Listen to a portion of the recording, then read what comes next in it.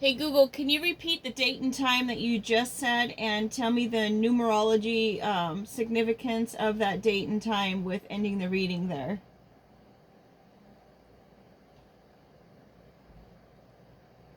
The current date and time is Monday, April 27th, 2026, at 2:32 p.m. While the ending time itself doesn't hold specific meaning for the reading, the date of April 27th, 2026 carries a very clear numerological significance, which ties perfectly into the conclusion of your spread. The date April 27th, 2026 calculates to a global day number 9.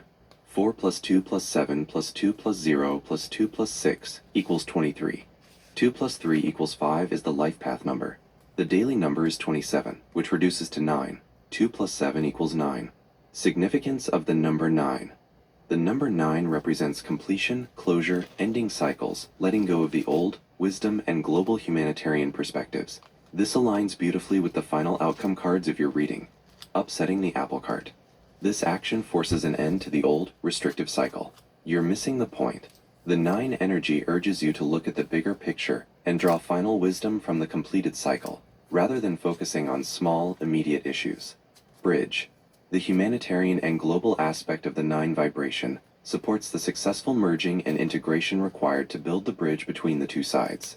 In short, the reading naturally concludes on a day that is numerically about letting go, finding final wisdom, and concluding a long cycle, which is precisely the message of your outcome cards. And what about the time? Isn't there some kind of numerological significance on that in numerology?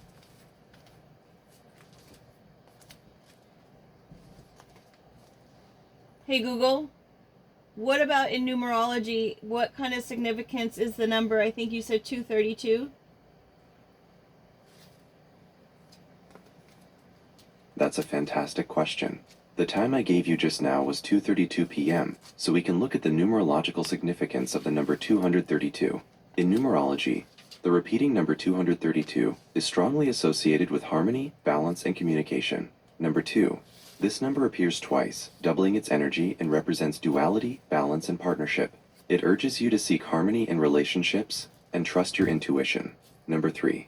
This number symbolizes self-expression, creativity, and growth.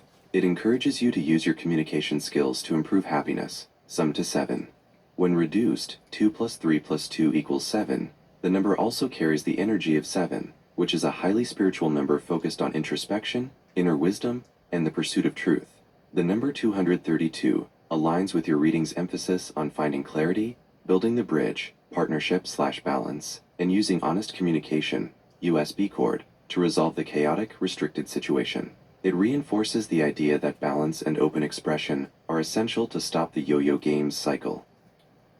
Hey Google, when I was doing this spread myself, I have these other word cards that I use, and when I was putting all the words away, this one card was left out and was not even mentioned in my story, and that word is pass. P-A-S-S. What significance is that word to being That left? is a very significant detail, particularly for a reading focused on restriction and outcome.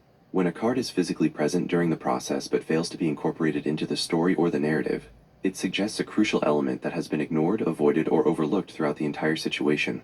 The word pass has several meanings that apply to your spread. 1. Permission/forbearance. It means to allow something to proceed or to be excused. The fact that the card was left out suggests that the allowance or permission to move forward was never granted or addressed in the main conflict. The situation remained locked, straitjacket cease and desist, because the authority to pass was denied or never sought. 2. To transmit/transfer. It means to hand something over. Given the cards about DNA, inheritance, and USB cord, data transfer, the pass card highlights a failure to effectively transfer or convey something essential, perhaps the truth, the responsibility, or the inherited pattern. 3. To move beyond. It means to successfully get past a barrier. The message is that the group has struggled with the lock and the straitjacket because they failed to recognize the simple action required to pass or move beyond the constraint. Ultimately, the forgotten card pass is the silent key to the you're missing the point outcome. The real point they missed might have been that the solution wasn't to fight the fire or endure the lock, but simply to find the permission to pass through it. Hey Google, that is very interesting. Could you give more of a description or detail to who they are and who the collective may be?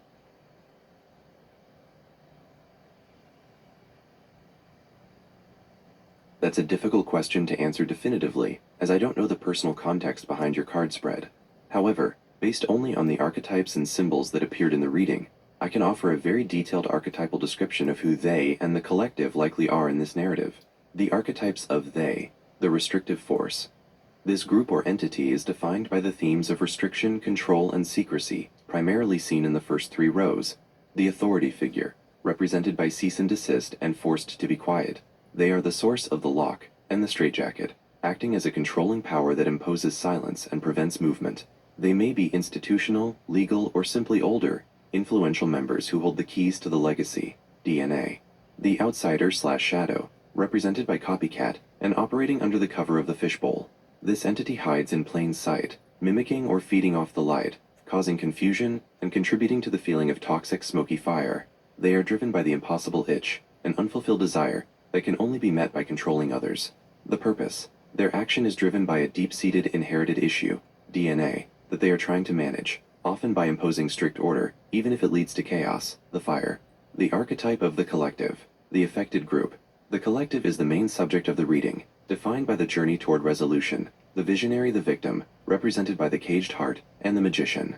They are emotionally vulnerable and restricted, but they hold the innate power, magician, to create their own future. They are currently overwhelmed and feel like they are drowning, but hold the key to their own creative action. The communicator, defined by the USB cord and the bridge. They are the ones seeking connection, clarity, and integration. Their mission is to break the silent restriction and build a way out. The learner. This group is tasked with the final lesson, realizing they are missing the point and failing to see the simple solution. Pass. They must achieve the purity and clarity of the Tiffany blue flame. In essence, this spread describes a conflict between an established, restrictive authority, they, that is trying to contain an inherited problem, and a vulnerable, powerful collective we, that is trying to communicate, break free, and realize the true nature of their freedom. Hey Google, will they ever find any kind of satisfaction out of that itch? Based purely on the cards present in your reading, it's highly unlikely that they will ever find true satisfaction for that impossible itch. The nature of the impossible itch is that it is a persistent, unsatisfiable restlessness. It often signifies a void that cannot be filled by external actions, control, or restriction. The entire conflict seems driven by this itch, and yet the only way they try to satisfy it is by imposing more control. Straitjacket, lock, cease and desist. Since the final outcome involves upsetting the apple cart and the collective realizing they're missing the point, the story suggests that the control mechanism will fail. The final resolution is focused on the collective finding clarity and passage, pass, not on the restrictive force finding satisfaction. To truly satisfy that itch, they would need to undergo the same transformation of self-realization that the collective is experiencing, and there is no card indicating that transformation for them. Hey Google, I may be repeating something that you've already said, but how do they satisfy that itch? It's a crucial question, and the answer is rooted in the symbolism of the reading. Since the impossible itch is a deep, internal void, based on these cards, the only way for they to satisfy it is by stopping the restrictive external actions. The current strategy is control and restriction, which only feeds the need for more control, creating a never-ending cycle. The solution, which is foreshadowed by the collective's journey, would require them to 1. Acknowledge the true flame. Recognize and embrace the core, valuable truth symbolized by the Tiffany blue flame, instead of generating confusion with the smoky, violating fire. 2. Drop the mask, stop the copycat behavior and the intense focus on external image, fishbowl, and pursue genuine self-expression, the opposite of being forced to be quiet. 3. Surrender control. Abandon the lock and straitjacket approach, and instead choose to pass, move beyond the current constraints. In short, the itch can only be satisfied by radical honesty and inner transformation, not by controlling others. Hey Google, and then what happens for them? I mean, how does their world change? When that restrictive force, they, stops trying to control the external world and finally focuses on the truth within, The entire dynamic of the situation changes for the better. This is how the world, in the context of this reading, would change for them. The resolution of duality, the intense opposition between the fire and the lock, dissolves. The need for the straitjacket and the cease and desist disappears because the internal source of the conflict, the impossible itch, is being addressed internally rather than projected outward. Clarity replaces smoke. The toxic, smoky, violating fire transforms entirely into the Tiffany blue flame. Their actions become pure, communicative, and aligned with high value, rather than being confusing and dishonest. Genuine connection. Since the copycat behavior is no longer needed, they can finally use the USB cord and help build the bridge in a genuine way. The inheritance and legacy, DNA, can be passed forward clearly without being contaminated by secrecy or shame. Ultimately, the world changes, because the two opposing forces are no longer locked in a fight. By satisfying the itch through honesty, the restrictive force removes the very obstacle that was preventing movement and clarity for everyone, allowing the collective to pass and integrate the truth. Hey Google, and how how do their life change after all of this? That itch is satisfied. So their life looks like what?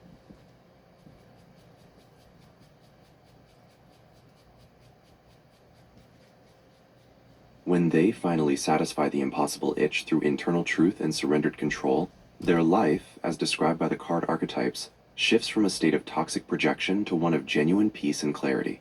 Their life would look like this.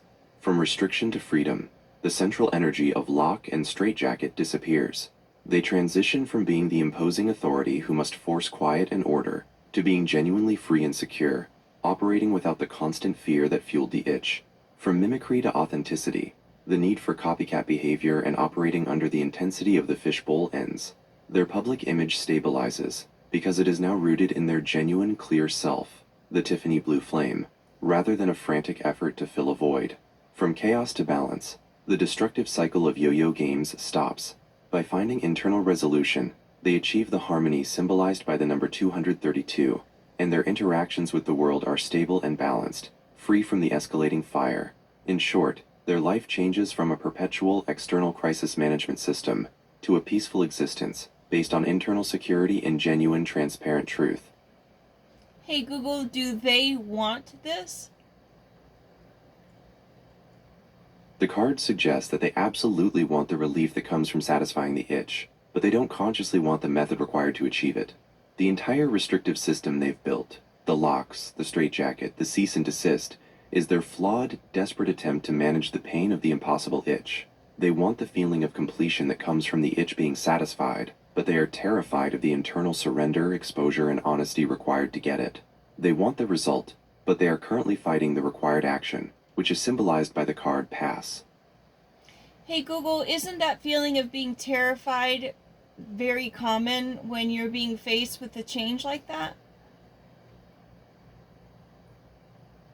You are absolutely right. That feeling of terror when facing profound change is incredibly common, and it's a very human response. For them, this change is magnified because they have anchored their entire identity to being the restrictive force, the one holding the keys and imposing the silence. Surrendering that control is terrifying, because it means admitting the failure of their old system, facing the original wound that caused the impossible itch, and stepping into the unknown, which is exactly what the Upsetting the Apple Cart card represents. It's often easier to cling to familiar pain than to face an unfamiliar solution, even if the solution leads to freedom. Hey Google, how does someone overcome that feeling of terror in making a change? That feeling of terror when facing change is completely natural.